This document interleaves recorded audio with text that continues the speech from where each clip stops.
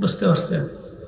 এই জন্য কবর এবং কিয়ামত ইসলামের মৌলিক আকীদার ভিতরে বিশ্বাসের মধ্যে এটা একটা পার্ট। যেমন কোরআন আল্লাহ বলছেন যে পৃথিবীতে কারা সফল কাম হয়। যেমন আপনি ব্যবসায় লাভবান হতে চান, বিয়ে শাদীতেও কেউ ঠকতে চায় না, এখানেও সবাই লাভবান হতে চায়। খোঁজ করে দেখে যে শ্বশুর বাড়ি কি পরিমাণে সম্পদ আছে, শালা সম্বন্ধী আত্মীয় স্বজনরা কি কি কাজ করে, যাকে বিয়ে করবেন সে কি করে, তার লেখাপড়ার যোগ্যতা কতটুকু, চারিত্রিক গুণাবলী কতটুকু, কি আশায় বিষয়, শ্বশুরের কি পরিমাণ অর্থ সম্পদ আছে, মরে গেলে কি পরিমাণে পাবো। বুঝছেন না? মনে হয় যে মরার আগেই চিন্তা করে যে সে মারা গেলে কি পরিমাণ ভাগ বটারে পাবো, এই চিন্তাও অনেকে করে ফেলে। এই যে আমাদের সবাই জিততে চায়, কেউ ঠকতে চায় না। তো মূলত কারা সফল কাম? কোরআন শরীফে কয়েকটা আলোচনা আল্লাহ এভাবে করেছে। আল্লাযীনা ইউমিনুনা বিল গায়বি ওয়া ইউকিমুনাস সালাতা ওয়া মিম্মা রাযাকনাহুম ইউনফিকুন।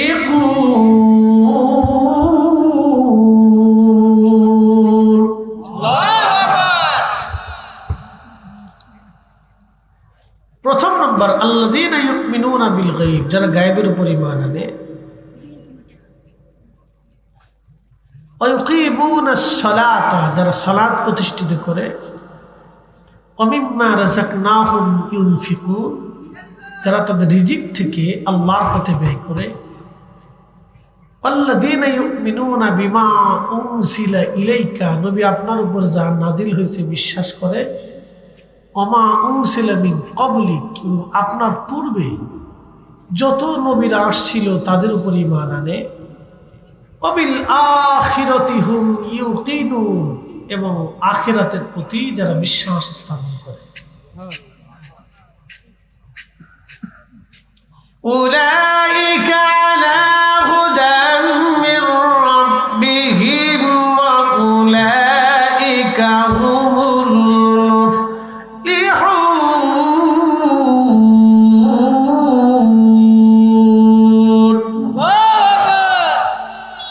তারাই আল্লাহর দেওয়া হেদায়েতের উপর প্রতিষ্ঠিত থাকে। মনোযোগ দিয়ে, আমাদের দেশে যারা সনাতন ধর্মের আছে, দেখেন ইদানিং এটা নিয়ে খুব মাতামাতি চলতেছে। সনাতন ধর্ম অর্থাৎ আমরা যাদেরকে হিন্দু বলে চিনি, হিন্দু কোনো ধর্ম না, ধর্ম হচ্ছে সনাতন। এই উপমহাদেশের আগে নাম হিন্দ ছিল। পূর্ব প্রাচীনকালে এই অঞ্চলটাকে হিন্দ বলা হতো। তো হিন্দ হিন্দ হিন্দ হিন্দ থেকে হিন্দুস্তান। প্রাচীনকালে এই অঞ্চলের নাম ছিল হিন্দ। তো এদেশের বাসিন্দাদেরকে আগে মানুষ হিন্দু বলে চিনত, ধর্মীয়গত ভাবে না, দেশগত। যেমন বাংলাদেশে যারা বাস করে বাঙালি বলে, আরবে যারা বাস করে অ্যারাবিয়ান বলে, ফার্সিয়ান বলে, রুশিয়ান বলে, আমেরিকান বলে, এরকম আর কি। এই অঞ্চলের নাম ছিল হিন্দ, এই জন্য আগে মানুষ হিন্দু বলত। হিন্দু কোনো ধর্ম না, ধর্ম হচ্ছে সনাতন। সনাতন ধর্মের ভিতরে অনেকগুলি গ্রুপ আছে, তার ভিতরে একটা গ্রুপের নাম হচ্ছে ইসকন। এই ইসকনটা হলো আমাদের দেশে, আমাদের ভিতরে যে জঙ্গি আছে না, বেশি উগ্রবাদ, এই ইসকন হলো হিন্দুদের ভিতরে উগ্রবাদ। বুঝাইতে পারছি আপনাদেরকে? এরা চায় যুদ্ধ বিগ্রহ, মারামারি, কাটাকাটি, হানাহানি। দেখেন ভারতে মাঝে মধ্যে মসজিদে হামলা করে, দাঙ্গা হাঙ্গামা করে, মুসলমান হত্যা করে, গরুর গোশতের কথা বলে বহু মুসলমানকে তারা হত্যা করছে। এই হচ্ছে ইসকনের সদস্যরা, এরা হচ্ছে উগ্র হিন্দুত্ববাদ। বাংলাদেশে এগুলি মাথা চাড়া দিয়ে উঠছে, আমাদেরকে সতর্ক থাকতে হবে। কথা বলেন ঠিক কিনা? আমাদের দেশে এগুলি উগ্রবাদ কোনো সৃষ্টি হতে দেওয়া যাবে না। আচ্ছা বলেন তো, আমার জন্মের পর থেকে আজও পর্যন্ত বাংলাদেশে হিন্দু মুসলমানের কোনোদিন দাঙ্গা দেখিনি। এলাকা ভিত্তিক মারামারি, টুকটাক রাজনৈতিক অস্থিরতা, ব্যবসা নিয়ে, এলাকা নিয়ে, জমি জমা নিয়ে ঝগড়া ফসাদ, মারামারি, এগুলো সব জায়গায় টুকটাক আছে। কিন্তু হিন্দু মুসলমান লড়াই, মুসলমান হিন্দু মারামারি, এই ধরনের কোনো মারামারি, বৃহৎ আকারে গন্ডগোল আমি কোনোদিন দেখিনি। কিন্তু তারা চাইতেছে বাংলাদেশে এই ধরনের পরিবেশ তৈরি করার জন্য। আমরা এগুলি হতে দিতে পারি না। কথা বলে ঠিক কিনা? হিন্দুরা তারা ব্যবসা বাণিজ্য করবে, বসবাস করবে, পূজা অর্চনা করে, কোন সেটা তাদের বিষয়। তারা দেশের নাগরিক, আমার যেমন অধিকার আছে তারও অধিকার আছে। তাই বলে এটা না যে হিন্দুত্ববাদের দোহাই দিয়ে উগ্রবাদ সৃষ্টি করে হিন্দু মুসলমানের দাঙ্গা বাধাই দিয়ে দুই গ্রুপ তৈরি করা, এটা আমাদের দেশে এক ধরনের অশান্তি সৃষ্টি করা। কথা বলেন ঠিক কিনা? এগুলো ইসকনরা করতেছে। তো সনাতন ধর্মের যারা আছে তাদের বিশ্বাস হচ্ছে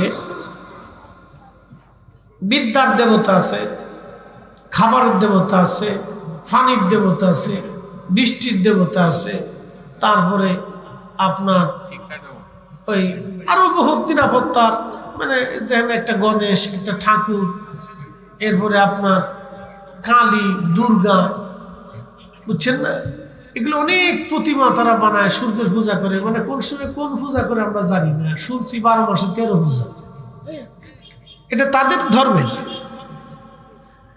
তাদের বিশ্বাসে এরকম দেবতা হতে হতে হতে হতে হতে হতে একটা দুটা দেবতা হয় নাই, 33 কোটি দেবতা হয়েছে। আচ্ছা বলেন তো, 33 কোটি যদি দেবতাই থাকে তো বান্দার সংখ্যা কত দিয়েছে? সারা পৃথিবীতে হিন্দু আছে বা সনাতন ধর্মের অনুসারী কতজন আছে? 100 কোটি। 100 কোটি ধর্ম। 100 কোটি যদি সারা পৃথিবীতে হয়, তাহলে 33 কোটি যদি দেবতাই হয়ে থাকে, তাহলে ভাগে পেল কয়জন করে? কি কথা কর না কেন, বুঝছেন না? এটা তাদের বিশ্বাস। তাহলে ভাগে কয়জন পেল? এরকম আছে, এটা তাদের বিশ্বাস। বলেন তো আপনারা, আমাদের রব কয়জন? যেমনি বলতেছেন মনে হয় যে মুসলমানই নাই। একসাথে বলেন, রব কয়জন? এক আঙ্গুল উঁচা করে বলেন, কয়জন? একসাথে বলেন, কয়জন? সব কিছু যিনি একসাথে নিয়ন্ত্রণ করেন তিনি কে? জবান খুলে বলেন, তিনি কে? কোন সন্দেহ নাই, কোন সন্দেহ নাই। প্রিয় উপস্থিতি, খুব মনোযোগ দিয়ে, হিন্দু ধর্মের আর একটা বিশ্বাস আছে। আমি তাদের সাথে আমাদের দৈহিক কোনো পরিবর্তন নেই, তারা মানুষ, আমরাও মানুষ। এই শ্রীমঙ্গলে বহু হিন্দু বসবাস করে, তারা ব্যবসা করে, তাদের দোকান থেকে আমরাও কিনি, তাদের দোকান থেকে আমরা মিষ্টিও কিনি, দইও কিনি, খাবারও খাই, ব্যবসা বাণিজ্য করি। কথা ঠিক কিনা? একই সাথে উঠা চলা বসা, সমাজ সমাজ একই সাথে চলতেছে। কিন্তু তাদের সাথে আমাদের দূরত্ব শুধু ধর্মীয় মত পার্থক্য নেই। কিন্তু এটা আমাদের দেশে ওই দাঙ্গা হাঙ্গামা, মারামারি, কাটাকাটির পর্যায়ে কোনোদিনও গেছে না। এটা কখনো ছিল না, এটা আমরা হতে দিতে পারি না। মুসলমান মসজিদে মুসলমান ইবাদত করবে, সেটা মুসলমানেরটা করবে। হিন্দু তার মন্দিরে পূজা অর্চনা করবে, সেটা তারটা করবে। ওখানে আমাদের কিন্তু কোনো কাজ নাই। কি কথা বলেন ঠিক কিনা? হিন্দুরা আমাদের মসজিদে আসে না, কারণ ওরা জানে যে মসজিদে আমার কোনো কাজ নাই। আমরা মুসলমানরা হিন্দুদের মন্দিরে যাব না, কারণ আমরা জানি ওখানে আমাদের কোনো কাজ নাই। তো ওখানে আমরা যাবো কি জন্য? ওটাও করতেছে করো। কিন্তু ইসকন দিয়ে, উগ্র হিন্দুত্ববাদ দিয়ে আমাদের দেশের ভিতরে এই সাম্প্রদায়িক দাঙ্গা সৃষ্টি করার জন্য যে পায়তারা চলতেছে, এটা আমরা কখনো মেনে নিতে পারবো না। কথা বলেন ঠিক কিনা? এগুলো উগ্রবাদ আমাদের দেশে চলবে না। তো মনোযোগ দিয়ে, তো তাদের আর একটা বিশ্বাস হচ্ছে মানুষ মারা যাওয়ার পরে ভগবান আবার তাদেরকে পৃথিবীতে পাঠায় না। এটা তাদের বিশ্বাস। আমি বুঝে তারপরে বলবে। তাদের বিশ্বাস হচ্ছে যদি মানুষ পৃথিবীতে পুণ্যের কাজ করে, তাহলে ভগবান তাদেরকে আবার পৃথিবীতে পাঠাবে ভালো কিছু দিয়ে।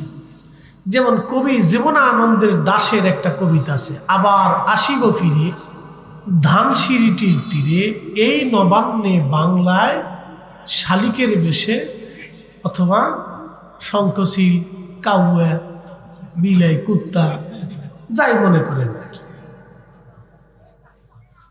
আপনাদের কি মনে হয় শঙ্খচিল হয়ে, শালিক হয়ে, কাউয়া হয়ে, হাঁস হইয়া, কবুতর হইয়া, বিলাই হইয়া, শিয়াল হইয়া, কুত্তা হইয়া পৃথিবীতে আর কোনো মানুষ আসার সুযোগ আছে? একসাথে বলেন, একসাথে বলেন, আছে? কেউ কোনোদিন ফিরে আসছে কি বলে মনে হয়? আসার সুযোগ নেই। ওয়ালাই ইউআখিরাল্লাহু নাফসান ইযা জাআ আজালুহা।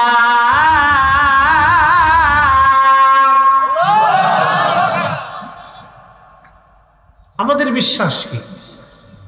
আমি সনাতন ধর্মের বিশ্বাসের কথা বলছি, এখন আমরা মুসলিমদের বিশ্বাস কি? আল্লাহ বলে দিলেন, হাবিব উম্মতকে জানায় দেন পৃথিবীতে আর কখনো কোনোদিন ফিরে আসার আর সুযোগ নাই। আমার বিষয়টা হলো কবরের আযাব এবং হাসর। এই দুইটা বিষয়ের প্রথম ধাপের নাম হচ্ছে কবর। আমরা কবরে চলে যাব, আমাদের বিশ্বাস। আমাদের দেহটা কবরে নিয়ে যাওয়া হয়, রুহটা আমার আল্লাহ নিয়ে চলে যান।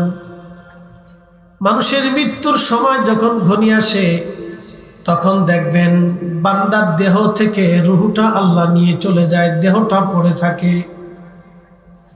রুহটা আল্লাহ নিয়ে চলে যান, দেহটা পড়ে থাকে, দেহ পড়ে থাকবে, রুহু চলে যাবে। রুহু যখন নিল, কোন রাস্তা দিয়ে নিয়ে এলো ওই রাস্তাও দেখা গেল না। যিনি নিলেন ফাইন্নাহু মুলাকিকুম, ওই মালাকুল মউত নিয়ে চলে গেলেন। মালাকুল মউত কেউ দেখা গেল না। যেই জগতে নিয়ে যাওয়া হলো কবরের জগৎ, ওই জগৎও দেখা গেল না। যাকে যার হুকুমে নিয়ে যাওয়া হলো তিনি রব, রব্বুল আলামিন, তাকেও দেখা গেল না।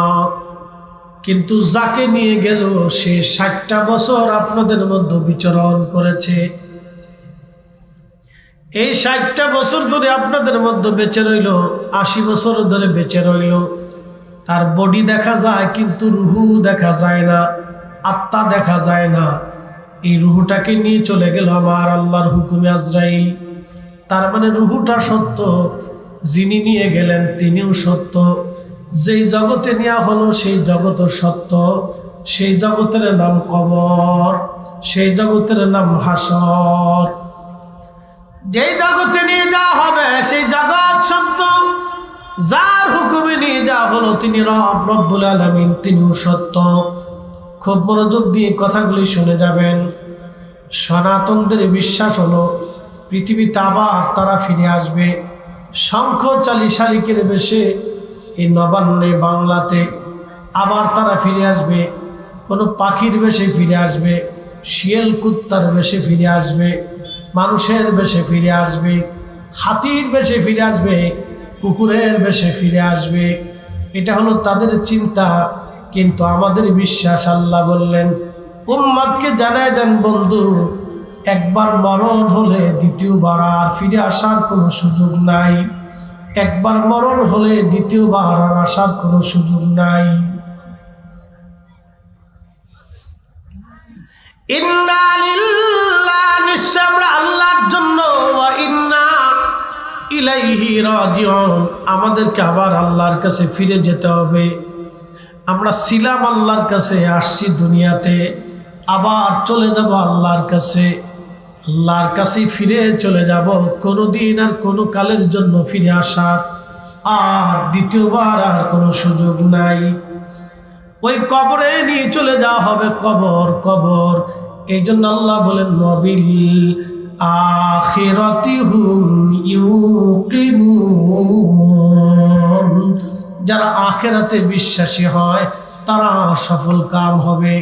যারা আখিরাতে বিশ্বাসী হবে না, কবরে বিশ্বাসী হবে না, হাসরে যারা বিশ্বাসী হবে না, এক আল্লাহতে যারা বিশ্বাসী হবে না, এক রবে যারা বিশ্বাসী হবে না, আমার পেয়ারা রসুল, আমার হাবিবুল্লাহ, আমার রহমতের নবীর উপরে যারা বিশ্বাসী হবে না, নবীর আগে যত নবী আসছেন তাদের উপরে যারা বিশ্বাসী হবে না, ফেরেশতায় যারা বিশ্বাসী হবে না, হাউজে কাউসারে যারা বিশ্বাসী হবে না, হাসরে যারা বিশ্বাসী হবে না, জান্নাত জাহান্নামে যারা বিশ্বাসী হবে না, আল্লাহ ডাক দিয়ে বলতেছেন ইন্নাল্লাযীনা কাফারু মিন আহলিল কিতাবি ওয়াল মুশরিকিনা ফি নারি জাহান্নাম খালিদিনা ফিহা। নিশ্চয়ই যারা কাফির, অবিশ্বাসী, এক আল্লাহতে যারা বিশ্বাসী না, আমার রসুলের উপরে যারা বিশ্বাসী না, পরকালে যারা বিশ্বাসী না, ফেরেশতায় যারা বিশ্বাসী না, হাসরে যারা বিশ্বাসী না, জান্নাত জাহান্নামে যারা বিশ্বাসী না, পূর্ববর্তী নবীতে যারা বিশ্বাসী না, বহু খুদায় যারা বিশ্বাসী, বহু দেবতায় যারা বিশ্বাসী, বহু দেবতায় যারা বিশ্বাসী, বহু খুদায় যারা বিশ্বাসী, যারা আখিরাতে বিশ্বাসী না, যারা মনে করে আবার পৃথিবীতে তারা ফিরে আসবে, পুনর্জন্মে যারা বিশ্বাসী, পুনরুত্থানে যারা বিশ্বাসী না, আল্লাহ ডাক দিয়ে বলেন ইন্নাল্লাযীনা কাফারু, নিশ্চয় যারা অবিশ্বাসী, ওয়াল মুশরিকি মিন আহলিল কিতাব, এবং আহলে কিতাব যারা আছে, ইহুদি এবং খ্রিস্টান। খ্রিস্টানদের বিশ্বাস হলো আল্লাহ আছে, কিন্তু আল্লাহর বউ আছে, আল্লাহর খোলাফায়নও আছে। কি ভাবলেন আপনারা? আল্লাহর মনে বউ দরকার না? কি করেন? হ্যাঁ, আল্লাহ বউ নিয়ে হইয়া থাকে। কি পাগল, কি বিশ্বাস, ভ্রান্ত বিশ্বাসের উপর মানুষ প্রতিষ্ঠিত। শিক্ষিত হায়ার এডুকেটেড পার্সনরা বিশ্বাস করতেছে গড আছে, গডের স্ত্রী আছে এবং ছেলে মেয়ে আছে, গডের বউয়েরও দরকার। অথচ আল্লাহ বলে দিলেন আল্লাহুস সামাদ, আমি মালিক, আমি কারো মুখাপেক্ষী না, আমার বউ লাগে না, ফুলাফান লাগে না, কারণ আমি তো ওই বউ ফুলাফান আমি নিজেই সৃষ্টি করছি। যা আমি সৃষ্টি করি ওটার মুখাপেক্ষী আমি না। রব যেটা সৃষ্টি করেছেন, আল্লাহ সেই সৃষ্টির প্রতি মুখাপেক্ষী না, বরং সমস্ত সৃষ্টি আল্লাহর প্রতি মুখাপেক্ষী। কথা বুঝেন নাই মনে হয়? আবার বলি, বলেন এই জমিনের প্রতি কি আল্লাহ মুখাপেক্ষী? একসাথে বলেন, আমাদের প্রতি আল্লাহ মুখাপেক্ষী। আমরা কিছু টাকা পয়সা, সোনা দানা এগুলো দিব না, কি বলেন? সোনা দানা কে বানাইছে? একসাথে বলেন, কে দিছে? জমিন কে বানাইছে? তো জমিন আল্লাহ বানাইলেন, আল্লাহর জমিনের দরকার নেই। আসমান আল্লাহ বানাইলেন, আল্লাহ আসমানের মুখাপেক্ষী না। মানুষ আল্লাহ বানাইলেন, আল্লাহ মানুষের মুখাপেক্ষী না। আল্লাহ তামাম সৃষ্টি বানাইলেন, সৃষ্টির প্রতি আল্লাহ মুখাপেক্ষী না। সব সৃষ্টি আল্লাহর মুখাপেক্ষী, আমরা আল্লাহর মুখাপেক্ষী। আল্লাহ সূর্য উঠাইলে আলো পাবো, না উঠাইলে পাবো না। আল্লাহ বৃষ্টি দিলে পানি পাবো, নতুবা পানি পাওয়ার কোনো সুযোগই নেই। আল্লাহ শীত দিলে ঠান্ডা পাবো, নতুবা পাওয়ার কোনো রাস্তা নেই। আল্লাহ গরম দিলে গরম পাবো, নতুবা বিকল্প কোনো ব্যবস্থা নাই। আল্লাহ নিঃশ্বাস দিলে পাবো, নতুবা অ্যাটেন্ড টু মার্ডার, ওই সময় গো টু কবর, কোনো সুযোগ নাই। আল্লাহ দিলে স্ত্রী পাবো, নতুবা বহু লোক আছে যাদের জীবনে কোনোদিন স্ত্রী হয় নাই, অনেক নারীর জীবনে পুরুষই হয় নাই, সে আর কোনোদিন বিয়েই হলো না তার, ওইভাবে সে চিরকুমারী রয়ে গেল, তার নসিবে নাই। যারা সাধু সন্ন্যাসী বিয়ে থা করে না, তার কপালে বউ নাই,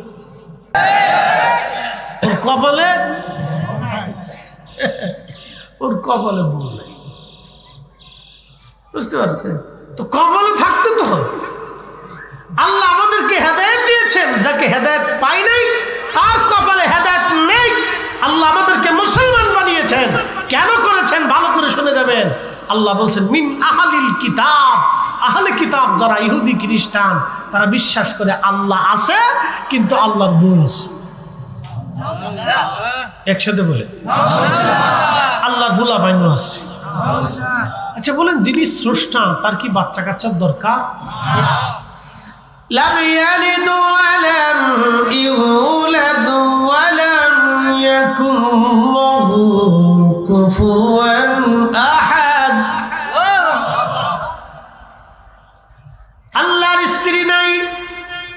তিনি সন্তান জন্ম দেন না, তিনি কারো কাছ থেকে জন্ম নেন নাই, তিনি একচ্ছত্র অধিপতি মালিক আল্লাহ। তিনি একচ্ছত্র অধিপতি মালিক আমার আল্লাহ। তিনি জন্ম নেন না, জন্ম দেন না। মুসলমান খুব মনোযোগ দিবেন। আল্লাহ বলেন আহলে কিতাব যারা আছে, ওয়াল মুশরিকিন, যারা মুশরিক। মুশরিক কারা? যারা শিরিক করে, মনে করে এই সূর্যটা আমার খোদা, সূর্যের পূজা অর্চনা শুরু করে দিল।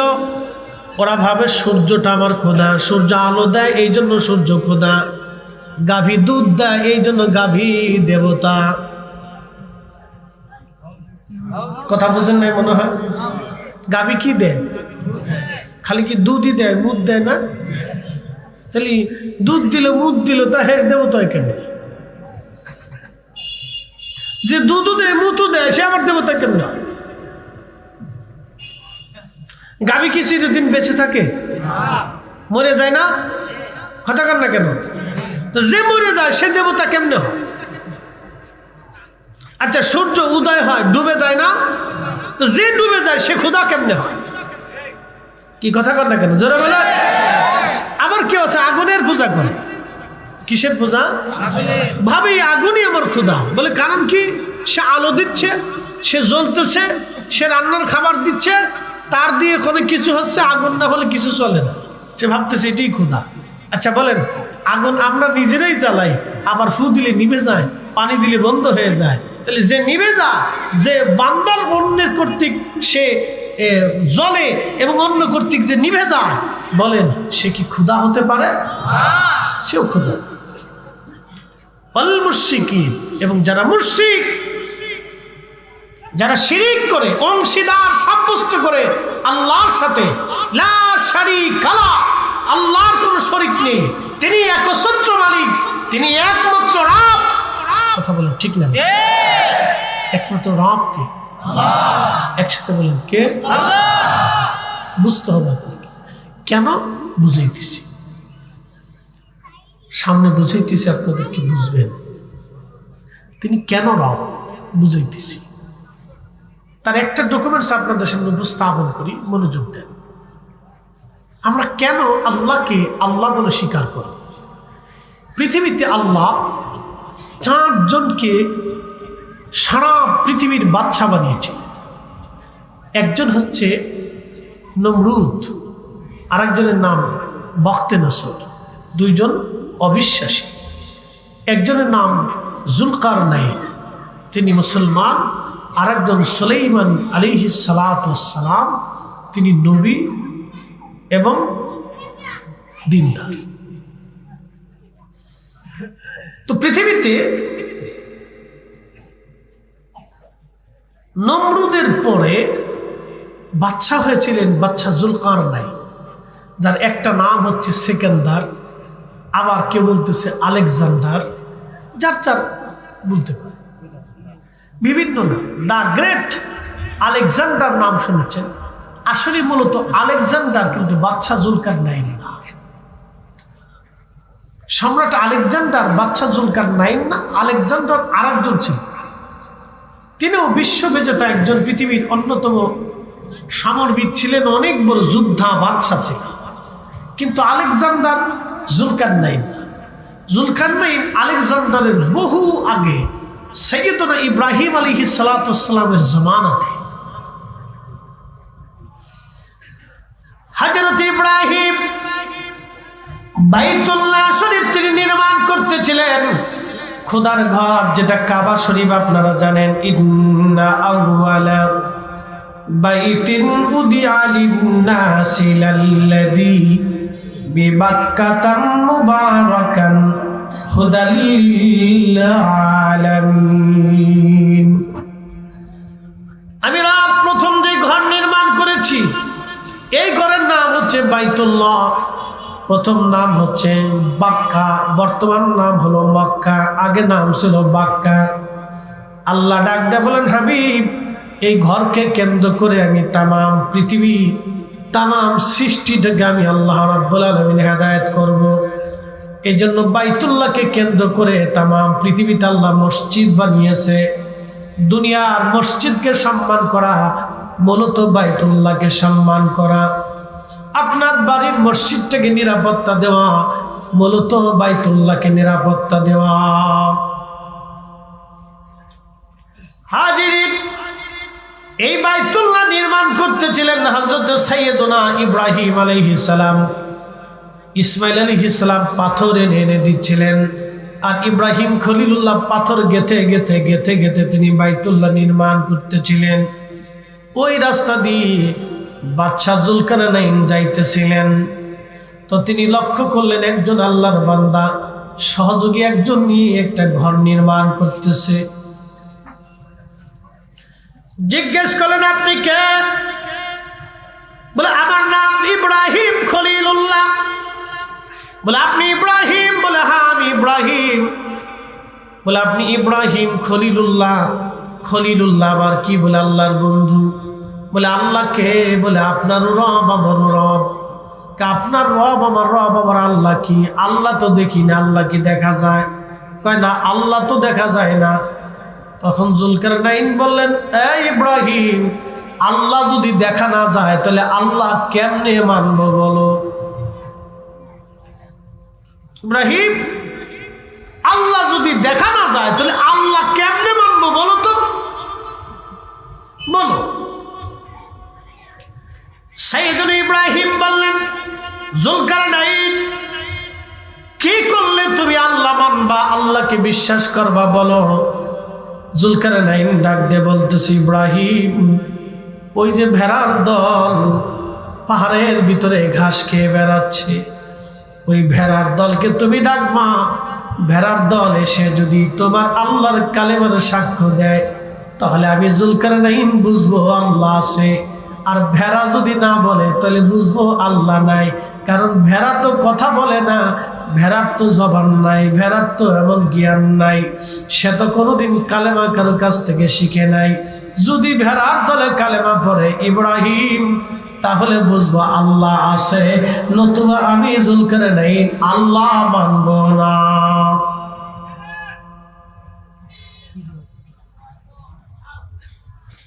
অ্যাটেনশন। ইব্রাহিম আলাইহিস সালাম ভেড়ার দলে ডেকেছে, এই ভেড়ার দল এদিকে আসো। তো নবী ডাকছে, সব ভেড়ারা দৌড়িয়ে সাইয়েদনা ইব্রাহিম খলিলুল্লাহ আলাইহিস সালাতু ওয়াস সালাম, আমাদের মিল্লাতের বাবা, তিনার কাছে এসেছে। আমাদের মিল্লাতের বাবা ইব্রাহিমের কাছে এসে ভেড়ার দল দাঁড়াইছে। সাইয়েদনা ইব্রাহিম বললেন, ভেড়ার দল, তোমরা সাক্ষ্য দাও আমি ইব্রাহিম আল্লাহর নবী, আল্লাহর খলিল, এবং আল্লাহ সে আল্লাহর কালিমাতুত তাওহীদের সাক্ষ্য তোমরা দাও। প্রত্যেকটার ভেড়ার জবান খুলে গেল। প্রত্যেকটা ভেড়া তখন বলতে লাগলো, লা ইলাহা ইল্লাল্লাহু ইব্রাহিম খলিলুল্লাহ। একবার জোরে বলা যাবে কি আল্লাহু আকবার? বলেন, আল্লাহ আছে না নাই? সে বলেন আছে, আছি।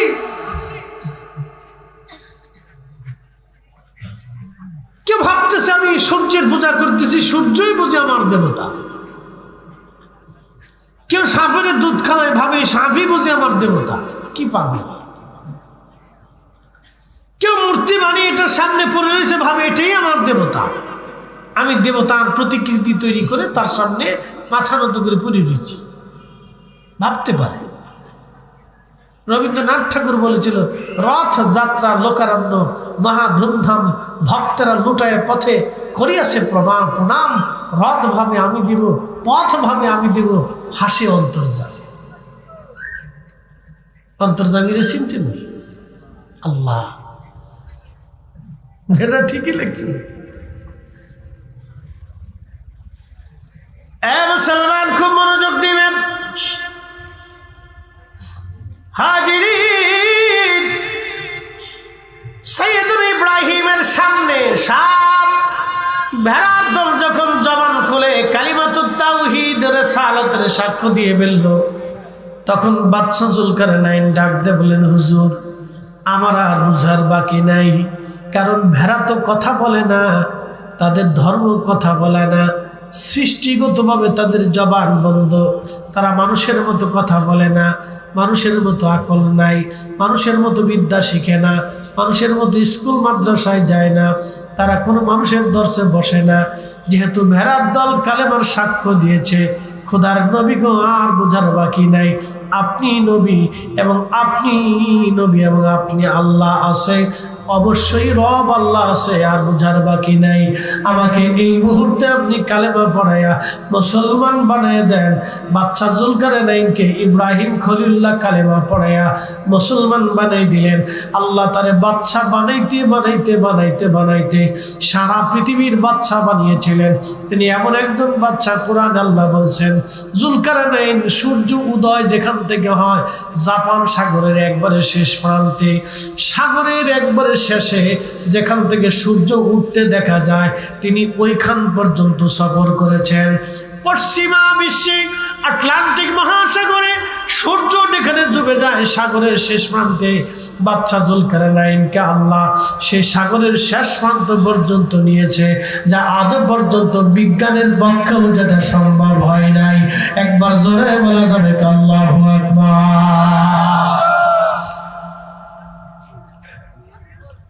ওয়াল মুশরিকিনা ফি নারি জাহান্নামা খালিদিনা ফিহা।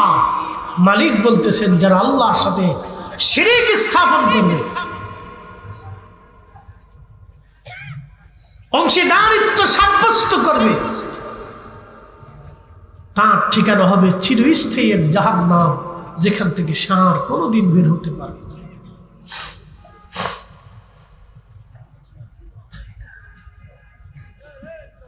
বন্ধু আমার, শ্রীমঙ্গলবাসী মনোযোগ দিবেন, কথাগুলি ভালো করে বুঝে যাবেন। আমার রব আমার আল্লাহ তিনি আছেন।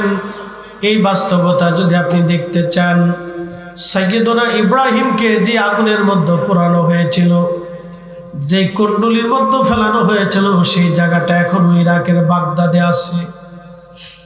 আরেকটু যদি আপনি আল্লাহ সে বুঝতে চান, তাহলে আপনি হেরেবে চলে যাবেন কাবা শরীফে।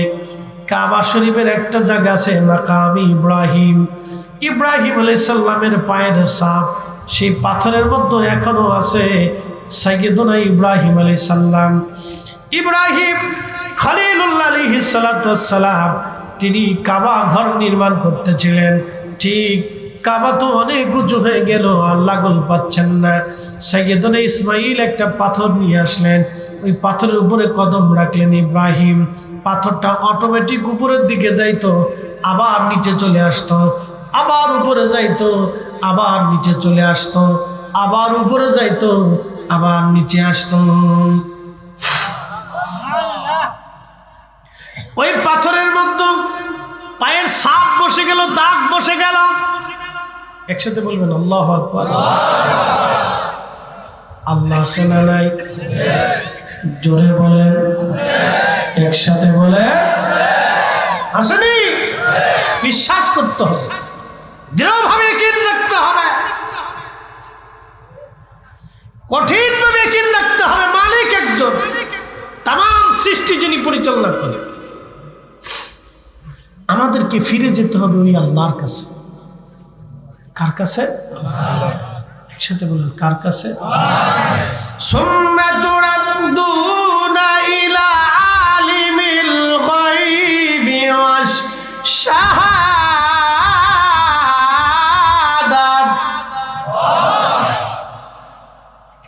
ও তোমরা সে আমি রবের কাছে ফিরে আসবা। আমি তোমার সব কিছুই জানি, আমি আল্লাহর কাছে কোনো কিছুই গোপন নাই। আল্লাহ আছে আরো যদি বুঝতে চান, চলে যাবেন ফিলিস্তিনের বাইতুল আকসা। এখনো সেই পাথরখানা এখনো আছে, পাথর থেকে এখনো সুঘ্রাণ আসে। 1400 বছর ধরে একটা পাথর আমার রসুলের জন্য দাঁড়িয়েছিল।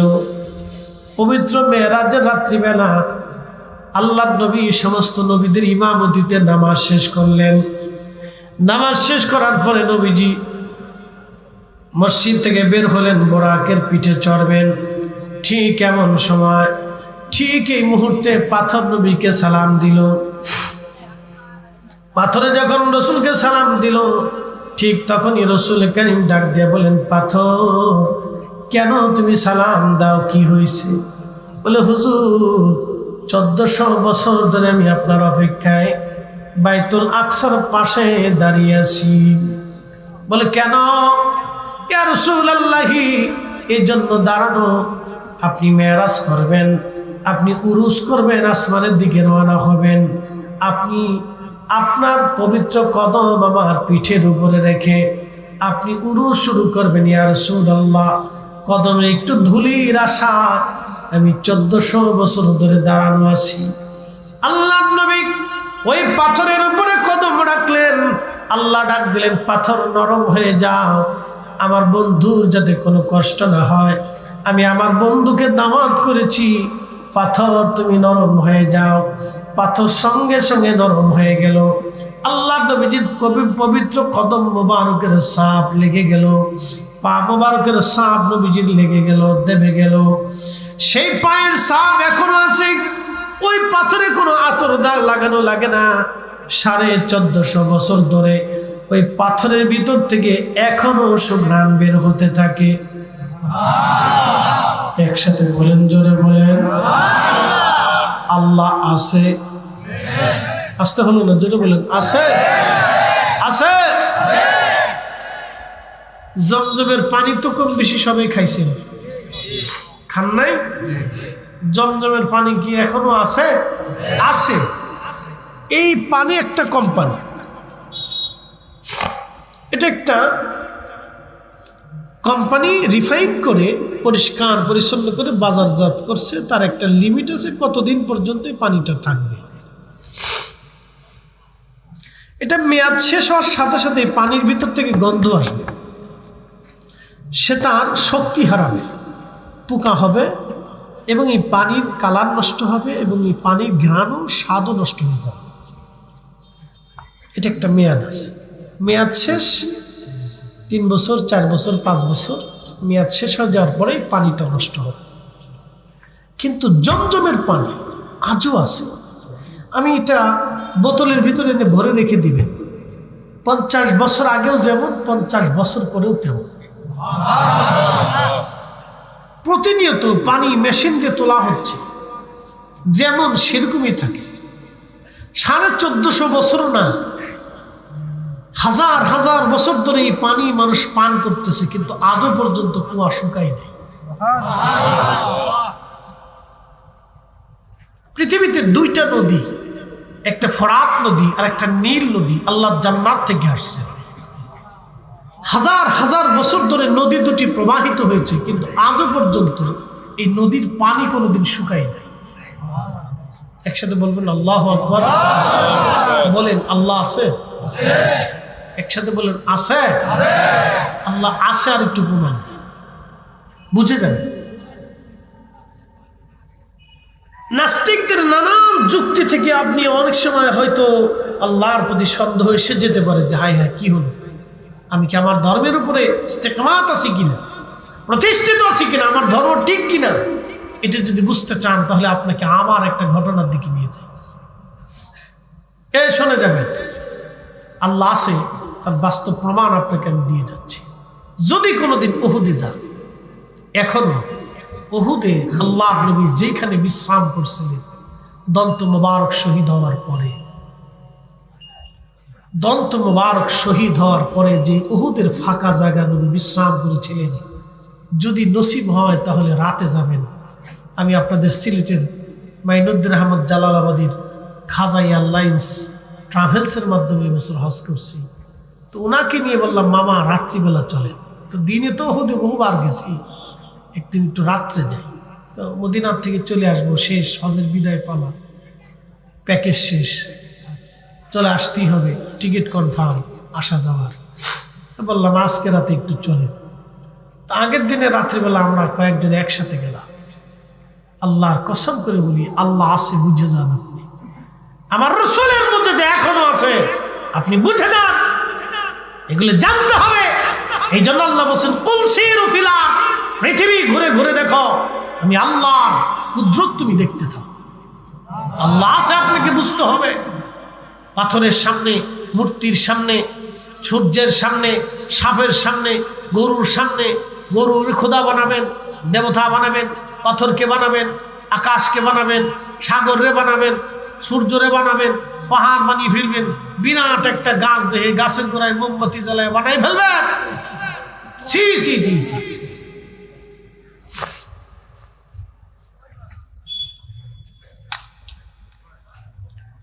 প্রিয় উপস্থিতি হাজিরিন, উহুদে চলে গেলাম রাত্রিবেলা। আল্লাহর কসম করে বলি, মাহফিল সাক্ষী, ওই রবের হাতে আমার জীবন এবং আমার মৌত। যখন উহুদে রাত্রিবেলা এখানে চলে গেলাম, বাতাসে শুধু ঘ্রাণ আসতে লাগলো। খোদার কসম, পৃথিবীর এমন কোনো আতর বানানো হয় নাই যে আতরের মতো ঘ্রাণ ওই ঘ্রাণ হবে, ওই আতরটা ওই ঘ্রাণের মতো হবে, এমন কোনো সুঘ্রাণ পৃথিবীতে নাই। এতই চমৎকার সুঘ্রাণ আসতে লাগলো। ঘ্রাণ এসে এসে পোড়া উহুদ পাহাড়ের ওইখানে একবারে সুগন্ধময় হয়ে গেল। দীর্ঘ সময় আমরা বসে রইলাম। এশার নামাজ ওইখানে পাহাড়ের ছোট্ট একটু জায়গার ভিতরে আমরা ছোট্ট করে জমাত করলাম। এশার নামাজ পড়লাম, নফল পড়লাম, দোয়া করলাম, মিলাদ শরীফ পড়লাম, দোয়া করলাম, খোদার দরবারে আরজি জানাইলাম, চোখের পানি ফেললাম। তখন ঘ্রাণ আসতে লাগলো, শুধু ঘ্রাণ আর ঘ্রাণ আর ঘ্রাণ। যেখানে নবীজি বিশ্রাম করেছিলেন সিমেন্ট দিয়ে লাগিয়ে দেওয়া হয়েছে যাতে কোনো হাজি ভিতরে ঢুকতে না পারে। জানালার মতো একটু কাটা আছে। মাথা ঢুকিয়ে ভিতরে লক্ষ্য করলাম, ভিতর থেকে এত পরিমাণে ঘ্রাণ আসতে লাগলো। যেখানে আল্লাহর নবী বসছিলেন, সারা রাত বিশ্রাম করেছিলেন, সেখান থেকে এখনো 1450 বছর পরে ঘ্রাণ আসতে থাকে। রাত্রিবেলা এখনো ঘ্রাণ, তার মানে বোঝা গেল আমার নবীর মুজিজা এখনো চলমান। কথা বলেন ঠিক কিনা? আল্লাহ আছে। ওয়াল্লাযীনা ইউমিনুনা বিমা উনজিলা ইলাইকা, আপনার উপর যা নাযিল হয়েছে তাহা দৃঢ় বাক্যে বিশ্বাস করে নিবে। হে রাসূল আমার, আপনাকে বিশ্বাস করতেই হবে। এ নবী আমার, আপনাকে বিশ্বাস করতেই হবে। আপনাকে বিশ্বাস না করলে সে ঈমানদার হবে না। আপনার উপরে যা নাযিল হয়েছে তাহা একবারে বিনা বাক্যে মেনে নিতে হবে। আপনাদেরকে বুঝতে হবে। ফিতনা সারা পৃথিবীতে ছড়িয়ে যাচ্ছে। আমাদের ঈমান যাতে কখনো দুর্বল না হয় সেদিকে নজর রাখতে হবে। বলেন আল্লাহ আছে? একসাথে বলেন আছে। ফিরে যাব কার কাছে? একসাথে বলেন কার কাছে? আল্লাহ আছে, আরো প্রমাণ দিচ্ছি। প্রিয় উপস্থিতি, আমার রব আমার আল্লাহ আছেন। বাস্তব প্রমাণ আমি আরো দিতে পারি আপনাদের সামনে। কেবল কয়েকটা বাস্তবতা থেকে দিলাম। নবীজির চুল মুবারক যদি আপনি দেখতে চান তাহলে দেখতে পারবেন। এখনো আল্লাহর হাবিবের চুল মুবারকের পাশে দুরূদ শরীফ পড়লে নবীজির চুল মুবারক থেকে এখনো সুঘ্রাণ বের হতে থাকে। সুবহানাল্লাহ বলা যাবে না? বলেন আল্লাহ আছে না নাই? আছে। আল্লাহ অবশ্যই আছে। সে রব আমাদেরকে বললেন, আমার বান্দারা তোমরা আমার কাছে ফিরে আসবা। তো ফিরে যাওয়ার প্রথম ধাপ নাম হচ্ছে কবর। কবর, এই কবরে আমাদেরকে যখন সমাহিত করা হবে, আল্লাহর হাবিব কবরের পাশে দাঁড়াইতেন। কবরের পাশে দাঁড়ানোর পরে মাটি দেওয়ার পরে নবীজি বলতেন, ইস্তাগফিরু লিআখিকুম, তোমরা তোমার ভাইয়ের জন্য ইস্তিগফার করো। কেননা কিছু সময় পরে মুনকার নাকির আসবে প্রশ্ন করার জন্য। 3টি প্রশ্ন কবরে হবে। এক নাম্বার মার রাব্বুকা ওয়া দীনুকা মা কুনতা তাকুনু ফি হাক্কি হাযার রাজুল। মনোযোগ দিয়ে কথাগুলি শুনবেন। প্রথম প্রশ্নটা হবে তাওহীদ নিয়ে, আল্লাহর একত্ববাদ নিয়ে প্রশ্ন হবে। মার রাব্বুকা, তোমার রব কে? দুনিয়াতে যদি আপনি আল্লাহর একত্ববাদের উপর নিজেকে দৃঢ় বিশ্বাসী করতে না পারেন, তাহলে কবরের প্রশ্নের জবাব আপনি দিতে পারবেন। কারণ একটা ছেলে যখন পরীক্ষা দিতে যায়, পরীক্ষা দিতে যাওয়ার পরে ওই ছেলেটা সারা বছর পড়ে নাই, পরীক্ষার হলে যাওয়ার পরে অবশ্যই সে পরীক্ষায় দিতে পারবে না, প্রশ্নের জবাব সে লিখতে পারবে না। আর আপনি আল্লাহর বান্দা, সারা বছর আপনি আল্লাহকে মানেন নাই, আল্লাহর হুকুমের উপরে দায়েম কায়েম থাকেন নাই, ইসলামের উপর আপনি প্রতিষ্ঠিত হন নাই, তাহলে কি করে কবরে আপনি প্রশ্নের জবাব দিবেন বলেন? আপনি জবাব দিতে পারবেন না।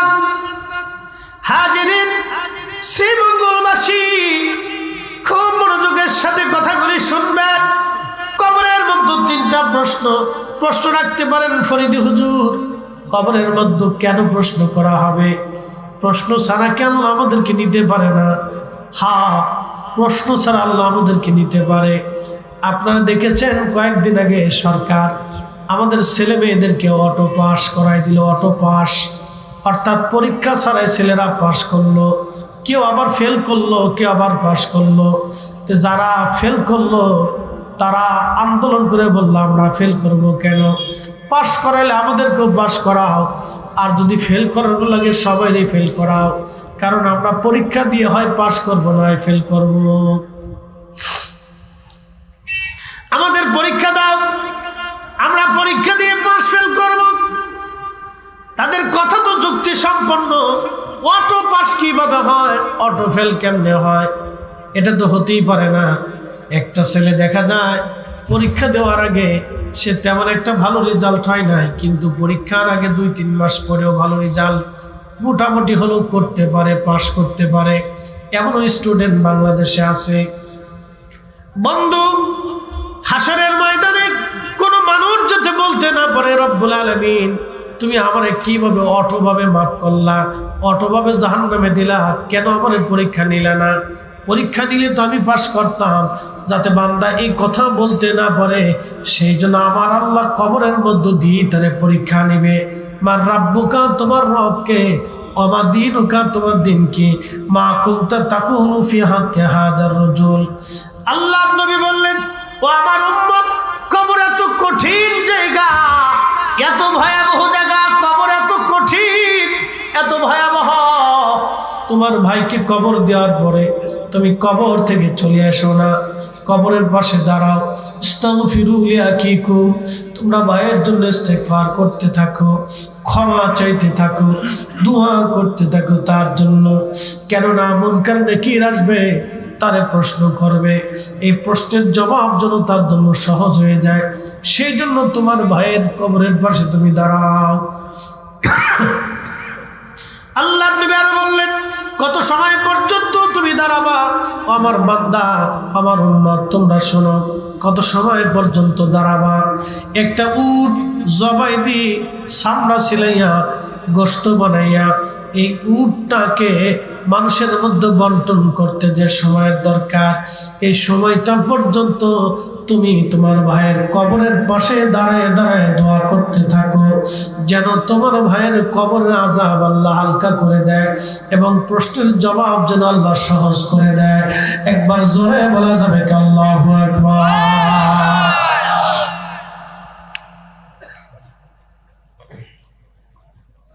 প্রিয় শ্রীমঙ্গলবাসী, মনোযোগ দিবেন।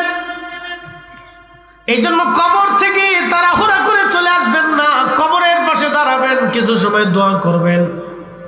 বাজান আমার, মায়ের আমার, কবর বড় কঠিন জায়গা। আল্লাহ নবী বলেন, উম্মতরে, এই কবর রেখে সবাই যখন চলে আসবে, কেউ আর আপন হবে না। এখানে আপনারা যারা আছেন, যদি এখন প্রশ্ন করি, হাত উঁচা করে বলেন তো, প্রত্যেক দিন বাবা মার কবরের পাশে কে যান? এখানে আমিও সহ কেউ বলতে পারবো না আমরা প্রত্যেক দিন বাবা মার কবরের পাশে দাঁড়াই। এখন প্রশ্ন করি, আমরা তো কেউ বাবা মার কবরের পাশে দাঁড়াইতে পারি না। যদি বলি কেন দাঁড়ান না, আমরা সবাই বলবো সময়ের অপেক্ষায়, সময়ের কারণে সময় হয় না।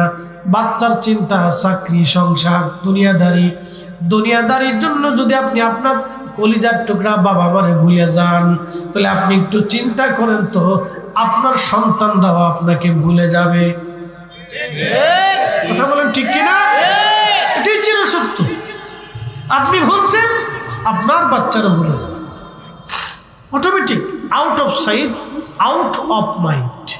কথা যে লেখছে চমৎকার করে লেখছে যে মানুষ চোখের আড়াল হলে মনের আড়াল হয়ে যায়। কথা সত্য, কথা সত্য। আমি এখান থেকে চলে যাব, আপনাদের মনের আড়াল হয়ে যাবে। আপনারা চলে যাবেন, আপনারাও আমার মনের আড়াল হয়ে যাবে। চোখের আড়াল হলে মানুষ মনের আড়াল হয়ে যায়, মন থেকে সে দূরে চলে যায়। ধীরে ধীরে ধীরে ধীরে ধীরে ধীরে মানুষ ভুলতে থাকে। যদি না ভুলতো তাহলে মানুষ মারা যেত। এটা আল্লাহর একটা সৃষ্টি। ভুলতেই হবে, ভুলে যাবেই, সে অটোমেটিক ভুলে যাবে। তাহলে বলেন 100 বছর পরে আমার আপনার কবরের পাশে দাঁড়ানোর আর কেউ থাকবে? কেউ থাকবে না। তাহলে ওই কবরে হাসরে আপনার জন্য আমার জন্য কি হবে? 1 নম্বর ঈমান, 2 নম্বর আমল। 1 নম্বর ঈমান, 2 নম্বর আমল। দুইটা জিনিস আপনাকে নিতেই হবে, ঈমান আমল। দুইটা জিনিস আপনাকে কবরে অবশ্যই নিতে হবে, ঈমান এবং আমল। মনোযোগ দিয়ে। এখন কি মনে হয় কবরে আযাব সত্য? যেমনি বলতেছেন মনে হয় যে না, ওই তো না। বলেন কবরের আযাব সত্য? বিশ্বাস আছে না? ধান সিঁড়ি ছিঁড়ে নবান্নে বাংলায় শালিক হয়ে কুত্তা হয়ে বিলে ফিরে আসবে, আবার আসিব ফিরে ধান সিঁড়িটির তীরে নবান্নে বাংলায় হয় শালিকের বেশে, না হয় শঙ্কচিলের বেশে, না হয় কুত্তা বিলে হয়ে। হ্যাঁ, এরকম ফিরে আসার কোন সুযোগ আছে? এগুলো হলো মানুষের বানানো নিজস্ব মনের উক্তি। কথা কোন ঠিক কিনা? মানুষের বানানো নিজের মনের উক্তি দিয়ে ধর্ম হয় না। ধর্ম হবে ওই মালিক যিনি সৃষ্টি করেছেন, তার আইন, তার নিয়ম। আচ্ছা বলেন, আজ পর্যন্ত ইসলামের কোন আইনের মধ্যে, নিয়মের ভিতরে কেউ ত্রুটি ধরতে পারছে? আমার রসুলের জীবনের ভিতরে আজ পর্যন্ত কেউ ত্রুটি ধরতে পারছে?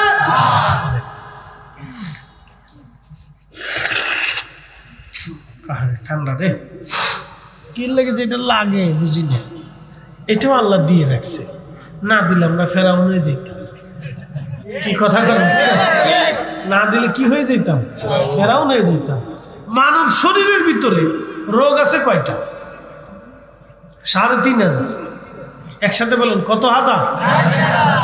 এই মানুষ কি মরবে না বেঁচে থাকবে? তো মানুষ যদি মরে যায় তাহলে মানুষ কি খোদা হতে পারে? ভগবান হতে পারে? দেবতা হতে পারে? প্রভু হতে পারে? মানুষ প্রভু হতে পারে। কিন্তু এই মানুষকে অনেকে প্রভু বানিয়ে ফেলতেছে, খোদা বানিয়ে ফেলতেছে। যেটা মরণশীল এটা খোদা হইতে পারে না। বুঝতে হবে এটা আল্লাহর মুখাপেক্ষী। কথা ঠিক কিনা?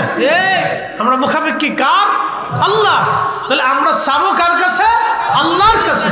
একসাথে বলা যাবে না আল্লাহু আকবার? বলেন কবরের আযাব সত্য? সত্য। বিশ্বাস আছে? আমরা মুসলমান, আমরা অবশ্যই বিশ্বাসী। কথা বলেন ঠিক কিনা? আসেন, কেবল কবরে চলে গেছি, এবার হাসরে চলেছি। প্রিয় উপস্থিতি, আল্লাহ রাব্বুল আলামিন আরেকটা জগৎ কায়েম করবে। এই জগতের নাম হচ্ছে হাসরের জগৎ। এখন দুনিয়ার জগতে আসি, এই জগৎ শেষ হয়ে যাওয়ার পরে আর একটা জগতে যাব, আলমে বারজাখ, যেটাকে কবরের জগৎ বলা হয়। এই কবরের জগতে যদি আপনি ভালো আমল করে যান, আল্লাহ আপনাকে কবরে নিয়া, আল্লাহ জান্নাতি পরিবেশ দিয়া আপনার কবরটা গেল কবরু রওজাতুম মিন রিয়াজিল জান্নাহ। আল্লাহ আপনার কবরটাকে জান্নাতের বাগান বানায় ফেলবে। একসাথে বলেন না মারহাবা। একদিন মাটির ভিতরে হবে ঘর,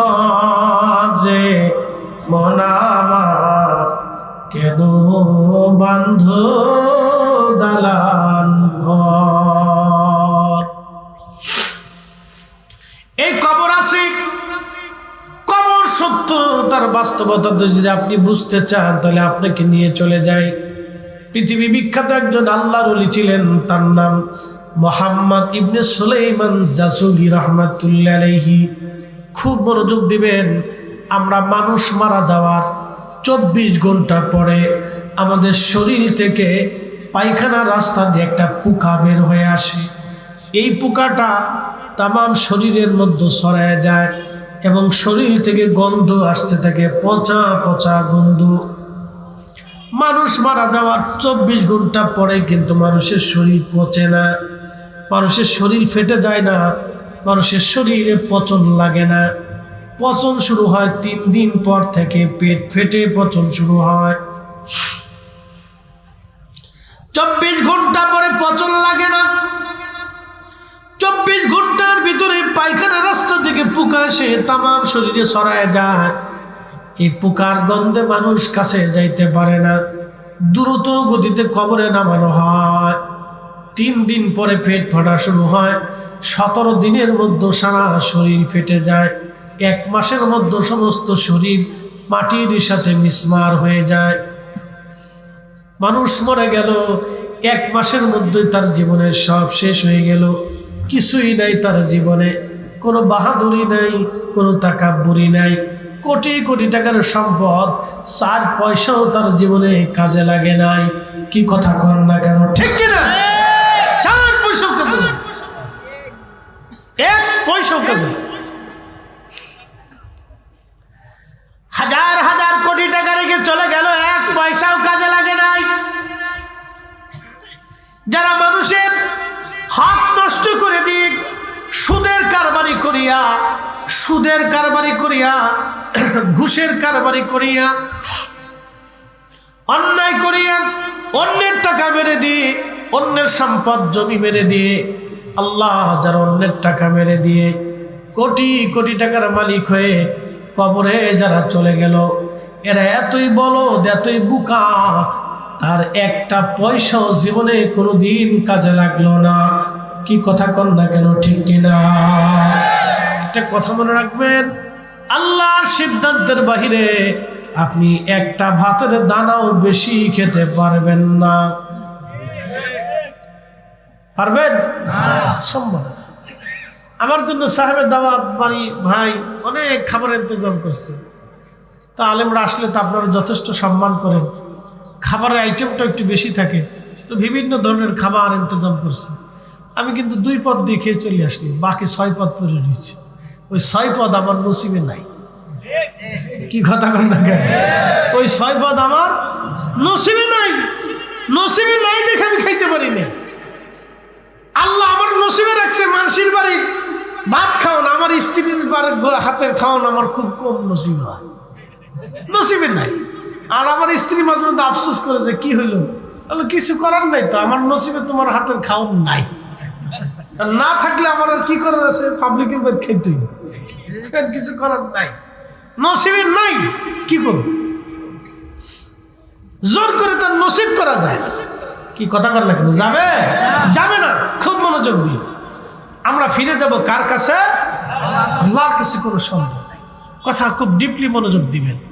তো আমাদের সাধারণত মানুষ মারা যাওয়ার পরে আমাদের 24 ঘন্টা পরে এই দুর্গন্ধ, পচা গন্ধ আসতে থাকে। কিন্তু রসুলের একজন আশিক মারা গেল, মুহাম্মদ ইবনে সুলাইমান জাসুলি। শাহজালাল ইয়ামিনী যখন বাংলায় কালেমার দাওয়াত দিতে এসেছেন, তখন তিনি মরক্কে কালেমার দাওয়াত দিতে গেছেন। ইয়ামিনী মুজাররিদি বাংলাতে, আর সুলাইমান জাসুলি তখন মরক্কোতে। একইটাই 800 বছর আগে। একসাথে বলবেন আল্লাহু আকবার। দুইজন সেম সমসাময়িক, 800 বছর আগে। মুহাম্মদ ইবনে সুলাইমান জাসুলি মরক্কে ইন্তেকাল করলেন। 70 বছর পর ওনার দেশের রাজা তিনি চিন্তা করলেন, আমার দেশের কৃতি সন্তান, আমার দেশের এত বড় ওলি অন্য জায়গা থাকবে তা হয় না। তিনি তিনার নিজের দেশে আনার জন্যে তার কবর খনন করলো। 70 বছর পরে কবর খনন করার পরে দেখা গেল 70 বছর আগে যেইভাবে দাফন করা হয়েছিল 70 বছর পরে অমনি আছে। তার একটু চুল পরিমাণ ত্বক নষ্ট হয় নাই, কাফনের কাপড় নষ্ট হয় নাই, এবং তার ভুরু পর্যন্ত নষ্ট হয়ে যায় নাই, একটা চুল পর্যন্ত পড়ে যায় নাই, তার চেহারাও নষ্ট হয় নাই, লাবণ্যতাও নষ্ট হয় নাই, এবং রক্ত সঞ্চালন তখনও বন্ধ হয় নাই। একবার জোরে বলা যাবে কি আল্লাহু আকবার? আল্লাহ আছে? এই একসাথে বলেন আল্লাহ আছে। কবর আছে? জোরে বলেন কবর আছে। কবরে জান্নাত আছে। আল কবরু রাউজাতুম মিন রিয়াজিল জান্নাহ। কারো কারো কবর আল্লাহ জান্নাতের বাগান বানায়, এটা তার বাস্তব প্রমাণ। কথা বলেন ঠিক না বেঠিক? আজ থেকে 900 বছর আগে, 570 হিজরি, তার মানে আজ থেকে 900 বছর আগে। কত বছর? 900 বছর। বর্তমান যে গাজা, এই গাজার নাম ছিল গাসকালান। এইখানে ইমাম হুসেইন রাদিয়াল্লাহু আনহুকে দাফন করা হয়েছে। হাজরাতে ইমাম হুসেইনকে দাফন করা হলো। এই এই মুরব্বী বসেন বসেন, মুরব্বী তো পর কায়দা নেই, বলি জ্বালা, বসেন বসেন, ওঠা যাবে না, কোনো লাড়াচড়া করা যাবে না, বইতেই একসাথে বলেন তো আল্লাহু আকবার। বলতেছি আল্লাহ কেমনে আছে, কবর কেমনে আছে বুঝাইতেছি, অনেকের বিশ্বাস হবে না। বাস্তবতা থেকে আপনাদেরকে বিশ্বাস ধরাইতেছি, মনোযোগ দেন, এখিন রাখতে হবে। মুসলমানের যদি কবর হাসরে বিশ্বাস পরিপূর্ণ থাকতো, তাহলে মুসলমান জুতা চুরি করে না। কথা ঠিক কিনা? কোন মুসলমান যদি 100% বিশ্বাস করে যে আমি কবরে যাব, তাহলে ওই মুসলমান সুদ খায় না। কি কথা বলেন না কেন? ও ঘুষ খায় না, ও মানুষের মাথায় বাড়ি দিতে পারে না, মানুষের রক্ত চুষতে পারে না।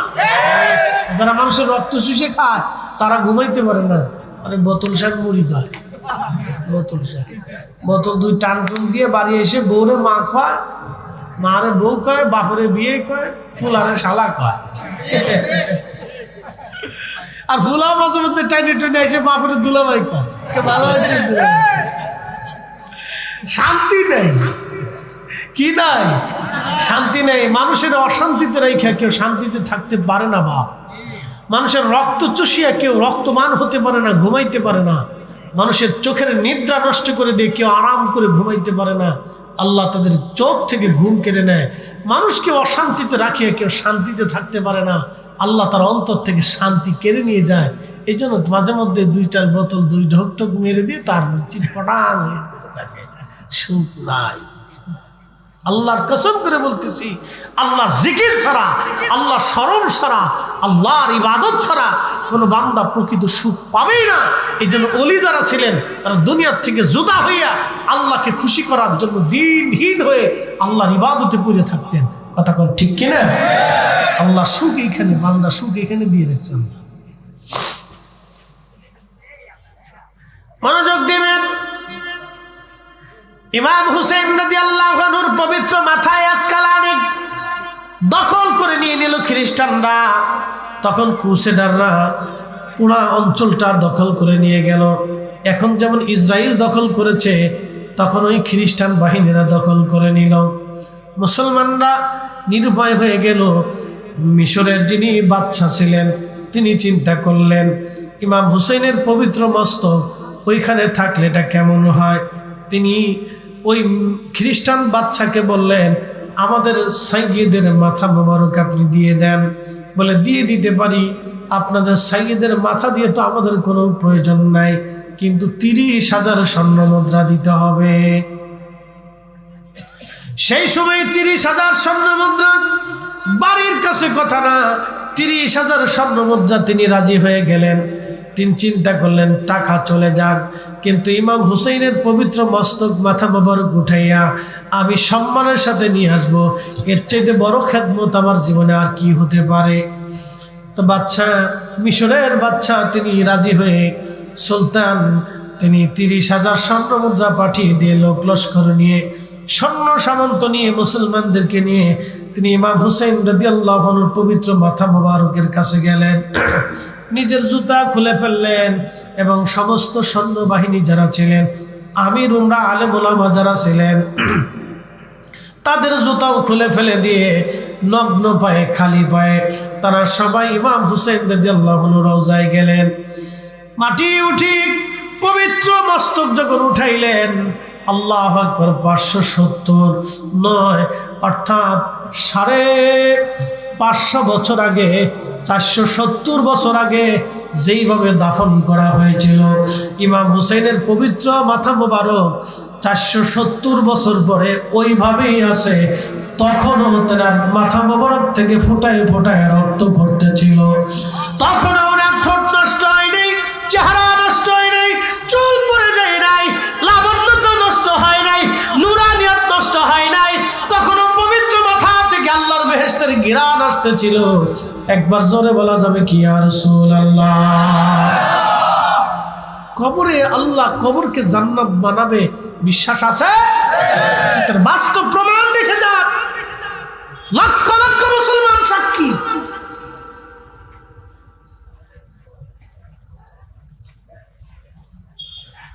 লক্ষ লক্ষ মুসলমান সাক্ষী। আওলাদে রাসূল ইমাম হুসাইন রাদিয়াল্লাহু আনহুর মাথা মোবারক নিয়ে আসা হলো মিশর, বর্তমান মিশর আল আজহার বিশ্ববিদ্যালয়ের পাশে। ওনার পবিত্র মাজার মোবারক, আর একটা পৃথিবীতে একজনের 2টা মাজার, তিনি ইমাম হুসাইন। একজনের 2টা মাজার, তিনি ইমাম হুসাইন। আর কেউ যদি বলে যে কোনো অলির মাজার 3টা হয়েছে, তাহলে বিশ্বাস করবেন না। বাউতা কথা, এ কথার কোনো ভিত্তি নেই। অনেকে যদি বলে যে এখানে বাইজিদ বুস্তামির মাজার আছে, তাহলে বুঝবেন এটা ওই বাইজিদ বুস্তামি না, অন্য কোনো বাইজিদ হইতে পারে, অরিজিনাল বাইজিদ বুস্তামি না। পৃথিবীতে একজনেরই মাজার 2টা, তিনি ইমাম হুসাইন। তার দেহ মুবারকের মাজার ইরাকের কারবালাতে, আর মাথা মুবারকের রওজা মাজার শরীফ হচ্ছে মিশর আল আজহার বিশ্ববিদ্যালয়ের পাশে। এই 2টা মাজার ওনার, এই 2 জায়গায় ওনার জিয়ারত চলে। পৃথিবীতে একজনের জিয়ারত 2 জায়গা হয়, একসাথে বলবেন না আল্লাহু আকবার। তিনি আওলাদে রাসূল সুলতানে কারবালা ইমাম হুসাইন রাদিয়াল্লাহু আনহু। 470 বছর পরে ওনার সেই শের মুবারক তখনও জিন্দা। হয় না, হয় না, হয় না? জোরে বলেন, জোরে জোরে। ইসলাম মুসলমান আপনাকে বুঝতে হবে, কবর আছে, কবরের সওয়াল জবাব আছে, ওই জিন্দেগিও সত্য। এই জন্য আমরা আল্লাহর কাছে ফিরে চলে যাব, অবশ্যই আমরা আল্লাহর কাছে চলে যাব, জবাবদিহিতা আমাদের আছে।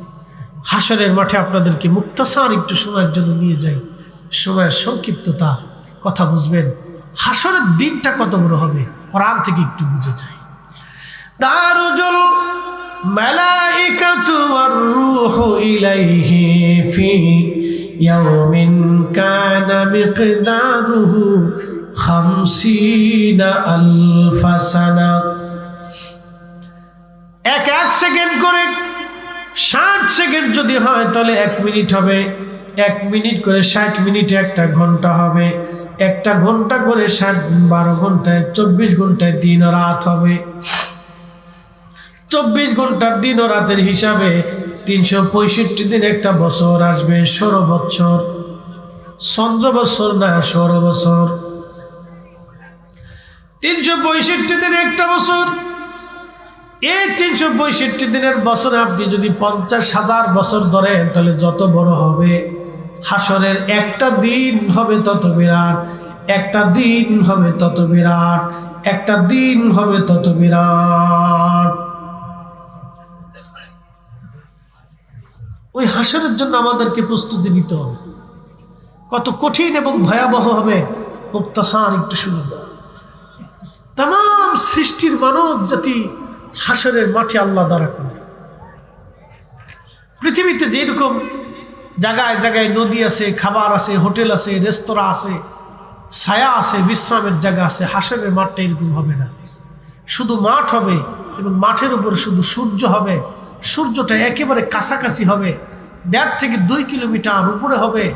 আল্লাহর নবী বলতেছিলেন এই সূর্যের উত্তাপে মানুষের পুরা শরীর থেকে শুধু মানুষ না, হাসরের মাঠে জিন দাঁড়াবে, ফেরেশতা দাঁড়াবে, পশু পাখি দাঁড়াবে, মানব জাতি দাঁড়াবে, আল্লাহর সৃষ্টির যত মখলুক আছে সব মখলুক হাসরের মাঠে আল্লাহর আদালতে দাঁড়াবে হিসাব প্রদান করার জন্য। আপনার বাড়ির গরুটাও দাঁড়াবে। বলে হুজুর এটা কি বলতেছেন? হ্যাঁ, আপনার ঘরের বিড়ালটাও হাসরের মাঠে আল্লাহর আদালতে দাঁড়াবে। হ্যাঁ, আপনার বাড়ির কবুতরটাও হাসরের মাঠে আল্লাহর আদালতে দাঁড়াবে। আপনার বাড়ির মোরগ মুরগিটাও হাসরের মাঠে আল্লাহর আদালতে দাঁড়াবে। জঙ্গলের প্রাণী বাঘ ভাল্লুক মহিষ সাপ বিচ্ছুরাও হাসরের মাঠে আল্লাহর আদালতে দাঁড়াবে।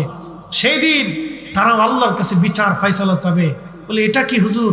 ইমাম সুয়ুতি আল-হামিল ফাতাল মুজাল্লাদুস সানি মাসালিকুল হুনাফা বিওয়ালিদিল মুস্তাফার ভিতরে লিখতেছে, মাহশরের কঠিন মাঠে গরু মহিষটাও আল্লাহর আদালতের বিচার দাঁড়াবে।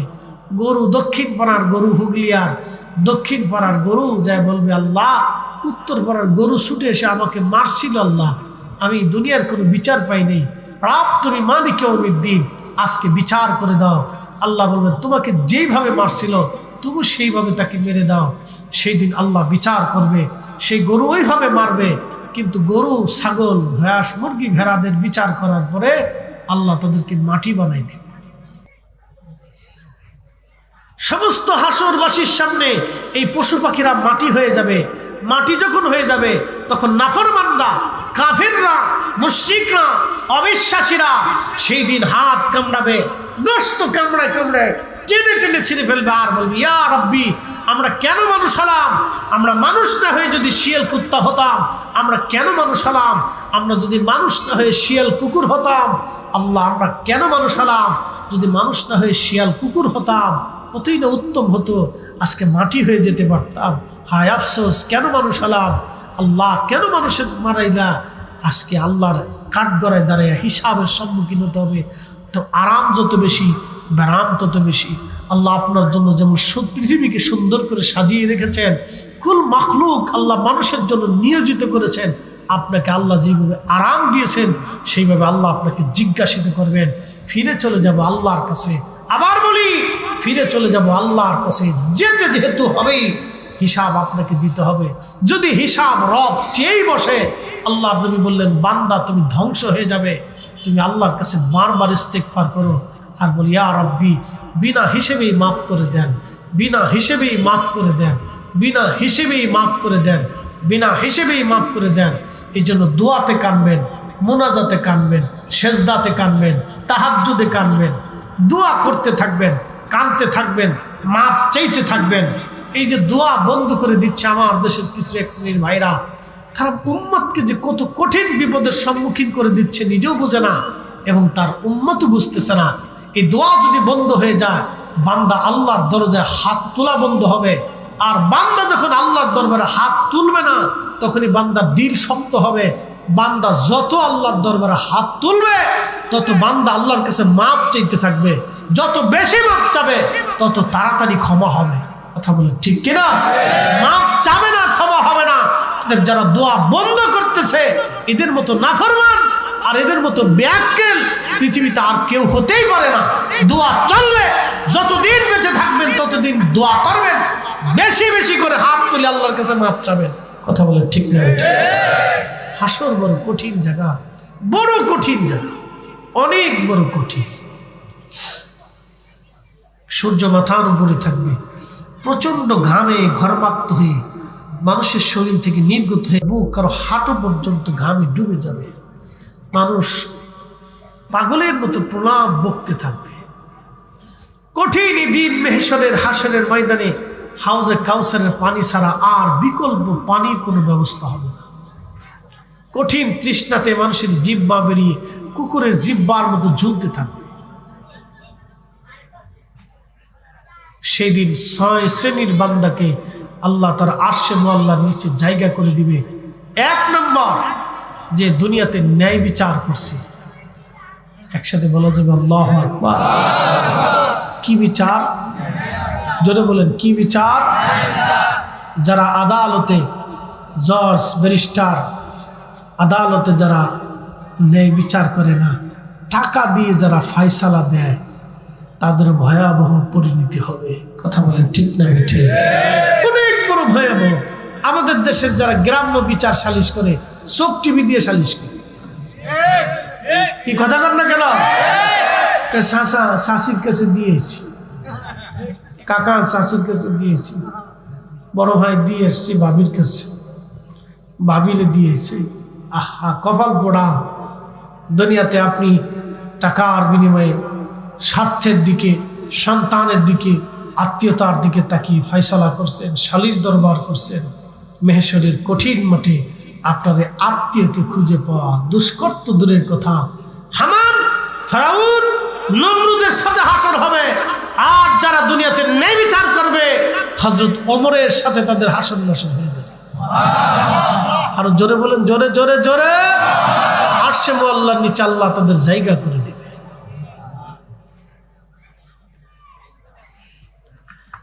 দুই নম্বর, ওই বান্দাকে আল্লাহ হাসরের ময়দানে আরশে মুআল্লার নিচে জায়গা করে দিবে যার দিলটা সবসময় মসজিদের সাথে ঝুলে থাকতো, মসজিদের সাথে লেগে থাকতো। বলে হুজুর কোনটা? আল্লাহর ঘরের সাথে যার দিল লেগে থাকতো, মসজিদে ঢুকতো, আবার মসজিদ থেকে বের হয়ে আবার মসজিদে যাওয়ার জন্য দিল উজালা হয়ে থাকতো। কখন মসজিদে যাবে, কখন নামাজ পড়বে, ওই ব্যক্তিকে আমার আল্লাহ হাসরের ময়দানে আরশে মুআল্লার নিচে জায়গা করে দিবে। অথচ আল্লাহর আরশে মুআল্লার ছায়া ছাড়া আর কোনো ছায়া সেই দিন থাকবে না, আশ্রয় ছাড়া আর কোনো আশ্রয় সেই দিন হবে না। হাজিরিন, মসজিদ থেকে বের হইয়া মসজিদে বারবার যাওয়া, মসজিদের দিকে দিল রুজু করে দেওয়া, এই বান্দার জন্য আমার আল্লাহ আরশে মুআল্লার নিচে জায়গা করে দিবে। আর একজন বান্দাকে আল্লাহ জায়গা করে দিবে যারা দুনিয়াতে একজন আর একজনকে আল্লাহর জন্য ভালোবেসেছিল, আল্লাহর জন্য মহব্বত করেছিল, আল্লাহর জন্য ভালোবাসা রেখেছিল।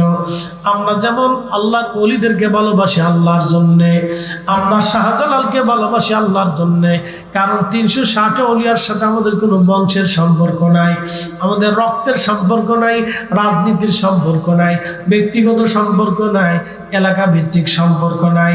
আমরা আল্লাহর ওলিদেরকে ভালোই বাসি আল্লাহর জন্যে। কথা বলেন ঠিক কিনা? এই আল্লাহর জন্য দুনিয়াতে যারা ভালোবাসা করবে হাসরের ময়দানে আমার আল্লাহ তাদেরকে আরশে মুআল্লার নিচে জায়গা করে দিবে। একসাথে যদি বলা যাবে কি সুবহানাল্লাহ। আরশে মুআল্লার নিচে এরকম ব্যক্তিদেরকে আল্লাহ জায়গা করে দিবে। শ্রীমঙ্গলবাসী, হুগলিয়ার মুসলমান, এই মাহফিল চলমান, হাসর বড় কঠিন জায়গা। আমরা আল্লাহর দরবারে ফিরে চলে যাব। সেদিন আল্লাহ আমাদেরকে দেখাবেন আমরা কি আমল করছি না কি করি নাই, সব আল্লাহ সেই দিন দেখাবেন। অতএব কঠিন দিনের জন্য প্রস্তুতি নেওয়া দরকার। বাবা আল্লাহ আমাদেরকে কবুল করুন, সকলে বলেন আমিন। জিন্দেগি তো যায় রে ফাঁকি দিয়া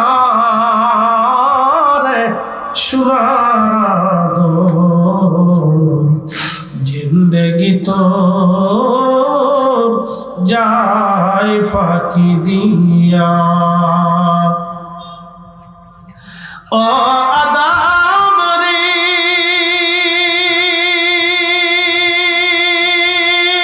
পাক ধরিয়া গেছে দাড়ি, দন্ত মাসে গোটা চারি, সমন জারি গিয়াছে করিয়ারে সোনার আদম, জিন্দেগি তো যায় ফাঁকি দিয়া। আমরা তো সবাই আল্লাহর কাছে চলে যাব, নেওয়ার মতো আমাদের কিছুই নেই, সবই রেখে যাওয়াই যেত। সব